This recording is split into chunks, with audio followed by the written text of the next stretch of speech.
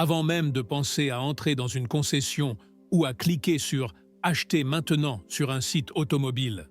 Je dois vous dire ceci, parce qu'en ce moment, en 2025, certaines marques automobiles cachent discrètement de sérieux problèmes derrière des publicités brillantes et du métal poli. Vous travaillez trop dur pour votre argent pour le gaspiller sur une voiture qui tombe en panne avant votre première vidange. Alors dans cette vidéo, nous ne nous contentons pas de citer des noms. Nous exposons de vraies histoires, de vraies données et de vraies leçons de gens comme vous qui ont fait confiance à certaines marques et en ont payé le prix. Et à la fin, vous pourriez économiser des milliers d'euros ou même éviter une situation dangereuse. Ça vous va? D'accord. Plongeons dans la liste. Et si vous avez possédé l'une de ces voitures, ou si vous en conduisez encore une aujourd'hui, laissez un commentaire. Je veux savoir quelle a été votre expérience, le bon comme le mauvais. Maintenant, commençons avec numéro 10. Skoda, laissez-moi vous brosser un tableau rapide. Skoda était autrefois une success story discrète, abordable, simple, même plutôt charmante. Il fut un temps où les gens disaient qu'elle pouvait rivaliser avec Toyota en fiabilité. Mais en 2025, disons simplement que cette réputation s'estompe rapidement. Écoutez ça, la Skoda. Citigo présente des problèmes de boîte de vitesse et d'embrayage si courants que certains garages gardent maintenant des pièces de rechange en stock. L'Enyaq, sorti il y a seulement quelques années, a des problèmes électriques flagrants. Imaginez que tout votre système de climatisation disparaisse en plein été. Pas idéal. L'Octavia, sans doute leur voiture la plus connue, a été repérée avec des plaintes récurrentes de vibrations, des pannes électroniques et un cauchemar courant. Des problèmes de pompe à eau. Les propriétaires appellent ça la mort par 1000 réparations. Il y a des fuites de liquide de refroidissement, des systèmes de distribution qui se détraquent, même des vannes EGR qui s'usent très tôt. Laissez-moi vous poser une question. Si l'école de votre enfant appelle pendant que vous rentrez à la maison et que votre voiture perd soudainement sa puissance, que faites-vous? Les conducteurs qui partagent leurs histoires Skoda en ligne mentionnent également des coûts de réparation élevés, en particulier pour les problèmes de turbo ou de transmission. Un type a décrit son expérience avec le Skoda Yeti comme « posséder une voiture hantée », des pannes fantômes qui vont et viennent, et des centres de service qui haussent les épaules en disant « c'est comme ça qu'elles sont ». Waouh! Donc oui, la chute de Skoda frappe plus fort parce qu'elle venait d'un lieu de respectabilité. Mais malheureusement, en 2025, trop de Skoda abordables viennent avec des maux de tête haut de gamme. Numéro 9. Renault. Maintenant, celle-ci. Fait un peu mal, parce que les voitures de Renault ont souvent l'air incroyables. Lignes élégantes, package technologique solide, choix hybride sympa. Mais derrière le style, un schéma de problèmes de fiabilité sérieux.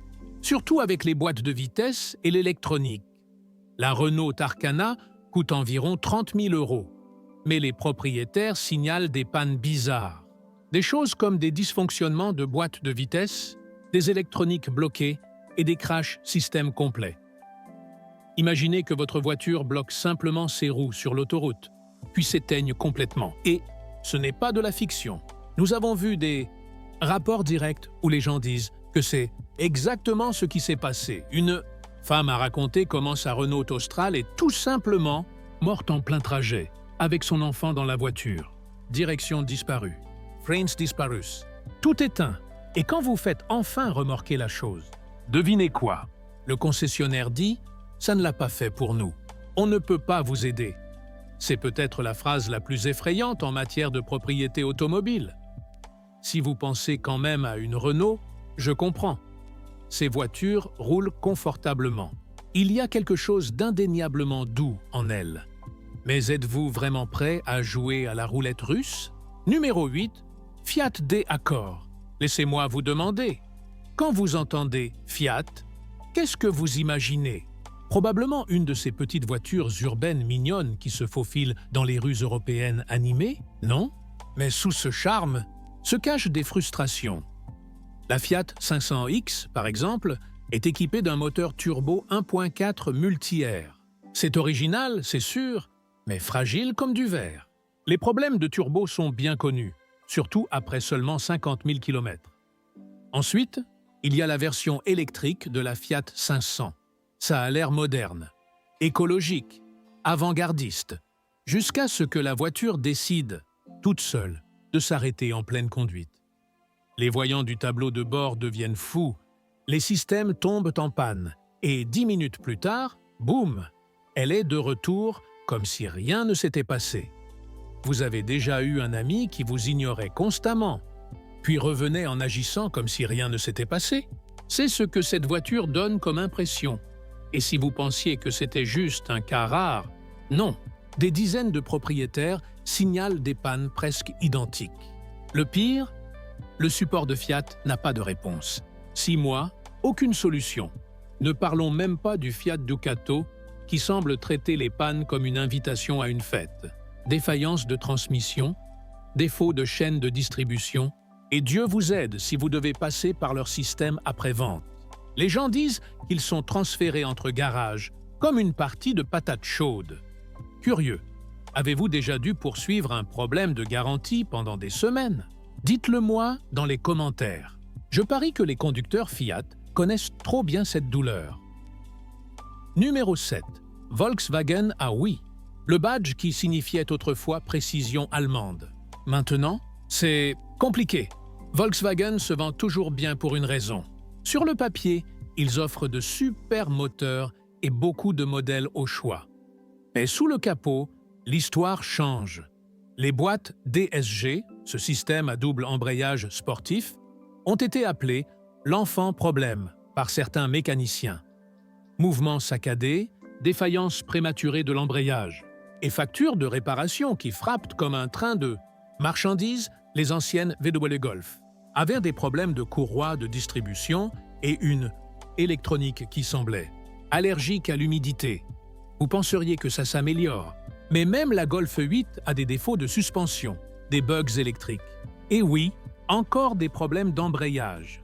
LID.3, leur chouchou électrique, il y a des rapports de défaillance complète du système de charge. Comment votre véhicule électrique peut-il oublier comment se charger? Et nous n'avons même pas évoqué la consommation d'huile, la fragilité des injecteurs et ses problèmes de refroidissement persistants. Vous pensez que le Tiguan est sûr? Demandez aux propriétaires qui font face aux voyants d'avertissement AdBlue et aux pompes défaillantes. Vous voyez déjà le schéma question pour mes amoureux des voitures allemandes? Avez-vous remarqué que les constructions modernes deviennent moins solides que les anciennes? Faites-le moi savoir ci-dessous. Je suis vraiment curieux de connaître votre opinion. Numéro 6. Mercedes-Benz maintenant. Écoutez-moi. Je sais que le nom Mercedes a du poids. Classe, confort. Ce bruit de porte qui se ferme doucement. Mais la fiabilité? En 2025, ça commence à craquer. Les magazines automobiles, en Europe et en Amérique du Nord, ont commencé à souligner la tendance, les véhicules. Mercedes-Benz passe plus de temps dans les garages que beaucoup ne voudraient l'admettre. Rien qu'en 2021, plus de 20 alertes de rappel pour divers modèles. Alors qu'est-ce qui se passe? Ce sont les suspects habituels. Électronique, capteurs et systèmes turbo. Mais ce qui est particulièrement préoccupant, ce sont les défaillances de boîtes de vitesse automatiques qui peuvent coûter des milliers d'euros à réparer. Ensuite, vous avez des pièces de moteur qui tombent en panne pour de petites raisons. Injecteurs, dysfonctionnement du système AdBlue, boîtier de transfert défectueux. Même la classe B diesel a parfois besoin de voir tout son système de carburant reconstruit en moins de 5 ans. De petites défaillances, avec des factures de taille luxueuse. Il n'y a rien de mal à acheter une voiture haut de gamme. Mais quand Mercedes commence à être connue pour ses bugs logiciels et ses rappels croissants, vous devez vous demander, payez-vous pour la qualité ou juste pour une bonne image de marque? Numéro 5. Ford. Parlons de Ford, une marque aux racines. Profonde, il fut un temps où Ford signifiait force, longévité, simplicité. Vous aviez probablement quelqu'un dans votre famille qui ne jurait que par son pick-up. Ford. Avançons jusqu'en 2025 Et le mot qui ne cesse d'apparaître sur les forums de propriétaires Ford est celui-ci. Frustration. Vous ne penseriez pas qu'une Ford Focus serait un risque d'incendie. Mais le modèle 2023 a été critiqué pour exactement ça. Un problème de câble de batterie a augmenté le risque d'arcs électriques. Certains propriétaires ont même signalé de la fumée dans le compartiment moteur après de courts trajets. Ensuite, il y a la Mustang Mach-E grand non. Look élégant. Référence EV. Mais voici le truc. Le verrou du capot de rangement avant a tendance à se déclencher, à vitesse d'autoroute. Imaginez maintenant que votre coffre avant s'ouvre en volant alors que vous roulez à 110 km/h sur l'autoroute. Ce n'est pas juste un défaut de conception.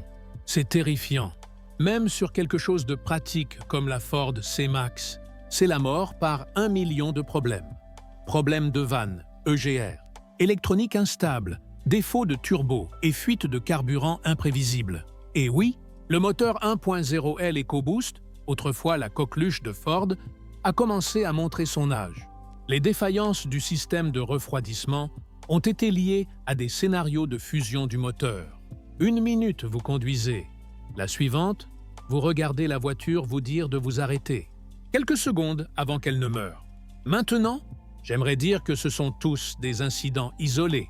Mais quand vous parcourez les avis de propriétaires, les fils Reddit et les forums de l'industrie de fin 2024, à début 2025, tout est là. Mêmes erreurs, même réponse, pas couvert. Pas urgent. Ça doit être quelque chose que vous avez fait. Si vous avez déjà amené votre voiture chez un concessionnaire avec un problème clair et qu'ils vous ont dit « Nous ne pouvons pas reproduire le problème », les propriétaires Ford connaissent exactement cette douleur. Laissez-moi vous demander, si vous êtes quelqu'un qui possède déjà une Ford, quelle a été votre expérience?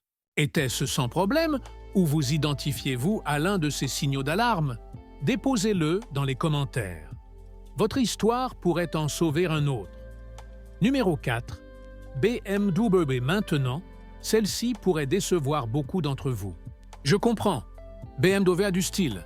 Cette traction douce quand vous touchez la pédale.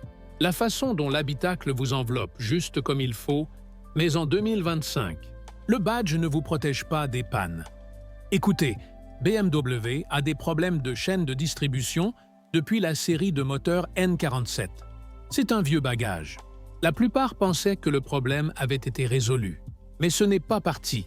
Il a juste évolué. Les nouveaux modèles comme la BMW i7 et la série 7 ont des défauts de soudure de siège. Je sais, ce n'est pas flashy, mais super important. Parce qu'en cas d'accident, les rails de siège soudés peuvent échouer, réduisant l'efficacité de votre système de ceinture de sécurité. En termes simples, vous pourriez être projeté en avant même avec votre ceinture de sécurité attachée. Et ce n'est pas tout. Les propriétaires du système de traction intégrale xDrive de BMW signalent des problèmes de transfert de puissance via le boîtier de transfert. Certaines réparations sont cotées à 5 000 € ou plus, et les mécaniciens ne sont pas toujours sûrs à 100% que la réparation va réellement. Eh bien, réparer, ouf, parlons. Également des défaillances de crémaillère de direction sur les séries 3 et X3. Un petit claquement au début devient du jeu dans la tenue de route, et soudain cette précision pour laquelle vous avez acheté la voiture disparue.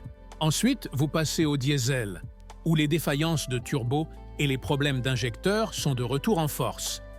Et je sais que quelqu'un va commenter « Pourquoi achetez-vous encore des diesels ?» Bonne question. Mais ici, en Europe, le diesel est toujours bien vivant. Et très certainement, un point de douleur pour les propriétaires BMW, et puis il y a ce que j'appelle le problème invisible, l'instabilité logicielle de la navigation qui gèle en pleine conduite, au mode d'assistance au conducteur qui se désactive sans avertissement. C'est un thème à travers les modèles. Une technologie qui promet le monde, puis vous laisse coincé au pire moment possible.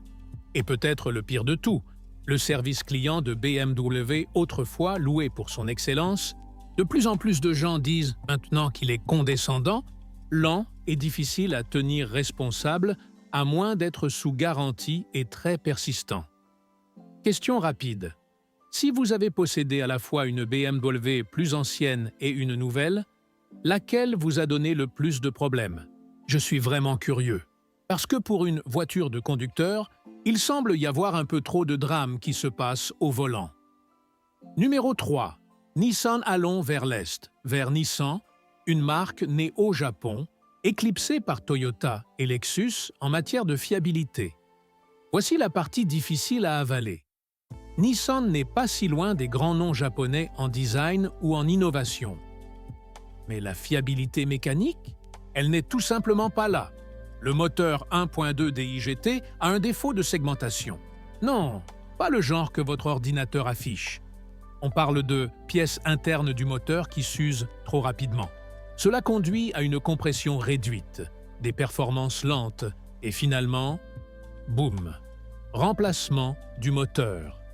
Et le Qashqai, bien aimé de Nissan.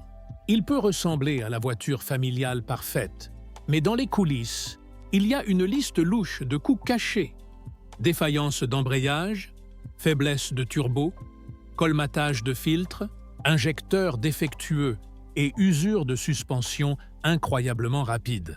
Encore pire pour beaucoup, leur boîte automatique CVT dans le Qashqai et le Juke. Ce système semble souvent lent et surchauffe pendant la conduite en ville. C'est imprévisible. Vous trouverez des critiques où quelqu'un dit qu'elle roule bien à 30 000 km/h et puis meurt juste à 55 000. Laissez-moi vous parler d'un ami qui a loué un Qashqai e-Power, pensait faire le choix écologique intelligent, jusqu'à ce que la batterie hybride commence à montrer des voyants de risque de surcharge au hasard. Aucune panne trouvée par l'atelier, réinitialisation logicielle. Une semaine plus tard, même problème. Le CVT Xtronic, utilisé dans plusieurs modèles hybrides, ne suit pas le rythme de ce que les propriétaires attendent. La conduite n'est pas excitante, elle est stressante, incertaine, parfois effrayante. C'est le cœur du problème avec Nissan en 2025. Des voitures qui ont l'air fiables sur le parking, mais en 2 ans, deviennent une collection de visites de service, et maintenant quoi? Et de grattage de tête. Je veux vous renvoyer la question. Si vous avez déjà conduit une Nissan, dites-nous, étiez-vous l'un des chanceux? Ou vous a-t-elle déçu? Numéro 2. Peugeot maintenant. Peugeot. Celle-ci fait vraiment mal à beaucoup de gens en Europe. Peugeot a eu un moment, il n'y a pas longtemps. Le 3008 remportait des prix à gauche et à droite. Les gens l'appelaient la renaissance de la marque. Puis est venue l'ère PureTech. Et c'est là que l'histoire a tourné. Commençons simplement. Le moteur essence 1.2 L PureTech, courroie de distribution qui se désintègre. Ce n'est pas une exagération. Les courroies ont été conçues pour fonctionner humides, lubrifiées dans l'huile. Sauf que le caoutchouc finit par se décomposer plus vite que prévu. Et si la distribution glisse? Boum! Moteur mort. Les modèles Peugeot avec ce moteur ont commencé à tomber en panne dans leur 2e année. Imaginez acheter un modèle 2022, pensant qu'il durera jusqu'en 2030, puis voir votre moteur s'ouvrir comme un projet scientifique. Et ne me lancez pas sur les systèmes AdBlue dans les diesels. Des capteurs défectueux signifient que la voiture pense qu'elle est à court de liquide, même quand elle est pleine. Conduisez trop longtemps et la voiture passe en mode dégradé. Certains conducteurs ne peuvent même pas redémarrer sans remorquage.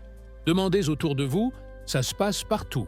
Il y a même eu des enquêtes en France mi-2023 autour du système 1.5 Blue HDI, avec des chiens de garde impliqués. Trop de consommateurs, trop de cas. Concentrons-nous sur le SUV Peugeot 3008. Que signalent les gens en 2025?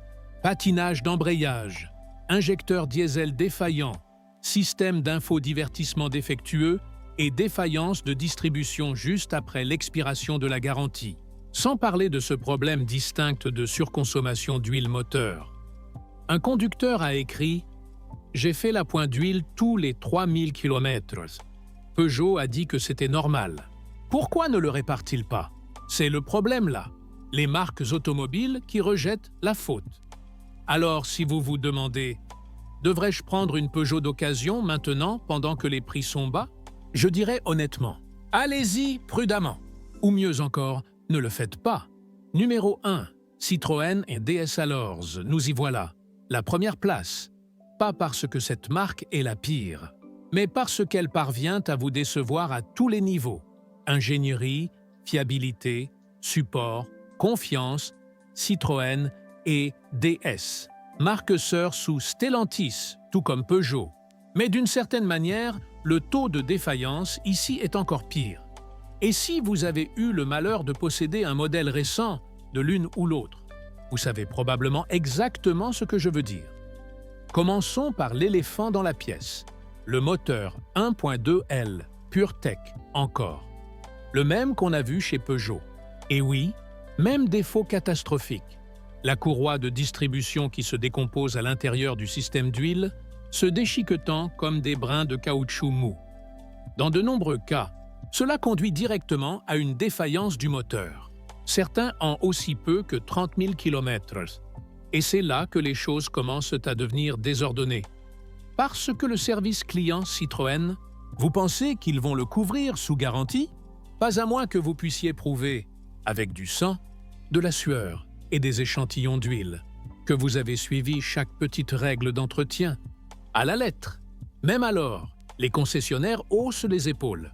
Ils blâment l'usure normale. C'est insultant. Ajoutons maintenant le côté diesel des choses. Les moteurs diesel Blue HDI utilisent des systèmes AdBlue, mais les réservoirs tombent en panne tôt. Que ce soit un capteur qui lit mal les niveaux ou des composants qui se bouchent, le résultat est le même. Vous obtenez des voyants d'avertissement. Vous paniquez. Vous prenez rendez-vous au service et le mécanicien vous dit calmement, comme si ce n'était pas grave, « Ouais, vous avez besoin d'une toute nouvelle installation de réservoir. Ça fera 2000 € pour de l'eau durée, bon sang. Incroyable. Mais attendez, nous ne faisons qu'effleurer la surface. Problème de climatisation? Partout. Que ce soit C4 Picasso, C3 Aircross ou juste une C3 standard, il y a un taux bizarre de défaillance, de compresseurs AC ou d'évaporateurs. Souvent après seulement quelques étés chauds. Et contrairement à quelque chose de mécanique, ce ne sont pas des choses que vous pouvez simplement traverser. Vous transpirez dans les embouteillages, fenêtres baissées, maudissant l'icône qui signifiait autrefois le confort. Laissez-moi vous poser une question. Que feriez-vous si le système d'air de votre voiture mourait en plein juillet avec votre bambin à l'arrière? Parce que j'ai entendu ces histoires exactes, et elles ne sont plus rares. Et puis, vous avez des problèmes électriques à gogo. Problèmes dans les fenêtres automatiques.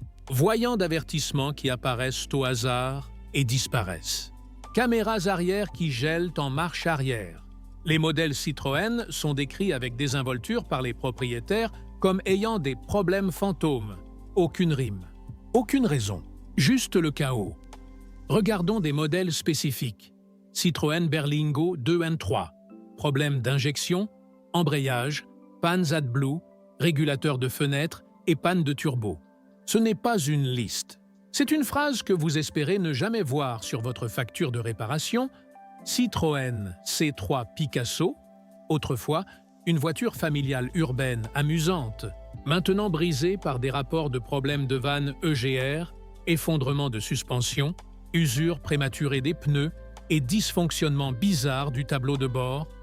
Citroën C4 Cactus, gros risque de design. Bizarreries Simpus. Jusqu'à ce que votre moteur commence à consommer de l'huile comme du soda et que votre suspension arrière s'affaisse en seulement 2 ans. La partie effrayante de tout cela, c'est aléatoire. 2 personnes achètent la même voiture. L'une n'a aucun problème. L'autre se retrouve coincée dans ce que les propriétaires appellent la boucle du garage. Visite infinie, retard de pièces et haussement d'épaules. Et puis, nous arrivons à DS, la sœur luxueuse de Citroën. Soyons honnêtes, DS veut rivaliser avec Audi et Volvo. Elle a le design, l'ambiance de l'habitacle, cette expérience numérique élégante. Mais ce raffinement n'est que superficiel. Sous la carrosserie, ce sont principalement les mêmes moteurs et systèmes dont nous venons de parler, avec les mêmes défaillances. En fait, parfois pire, parce que les nouveaux hybrides DS sont pleins de bugs de systèmes électriques précoces que même les concessionnaires ne peuvent pas diagnostiquer. Certains propriétaires disent que leur mode hybride s'éteint simplement et force le mode essence uniquement, sans moyen de revenir en arrière. Les scans OBD ne montrent rien. Le système redémarre. Une semaine plus tard, ça recommence. Et essayez d'obtenir du support. Le service client DS est comme un mythe. Vous en entendez parler, mais vous ne le voyez jamais vraiment faire quoi que ce soit. Les gens envoient 4 emails, reçoivent une réponse vague. Pendant ce temps, le devis de réparation, 8 000 €. Ouais. Vous voulez un hybride qui fonctionne à peine comme un hybride et coûte 2 fois plus cher à réparer? Vous le trouverez chez DS. Ce qui est pire, c'est ceci. Vous pouvez sentir le potentiel dans ces modèles. Vous montez, démarrez la voiture et pendant quelques jours, c'est incroyable. Conduite douce, écran clair, bonne isolation phonique. Et puis, un jour, elle hoquette, quelque chose gèle, ou ne s'allume pas, ou sent le brûler. Ensuite, vous êtes profondément dans ce trou de rendez-vous, retard de rappel, réparation qui ne résolvent pas le problème de fond. La devise de DS pourrait tout aussi bien être « presque parfait », jusqu'à ce que ça ne le soit vraiment pas. Alors, voici ma question pour vous. À quel moment le design élevé n'en vaut-il plus la peine? Combien de pannes faut-il avant qu'une voiture passe du luxe à la responsabilité?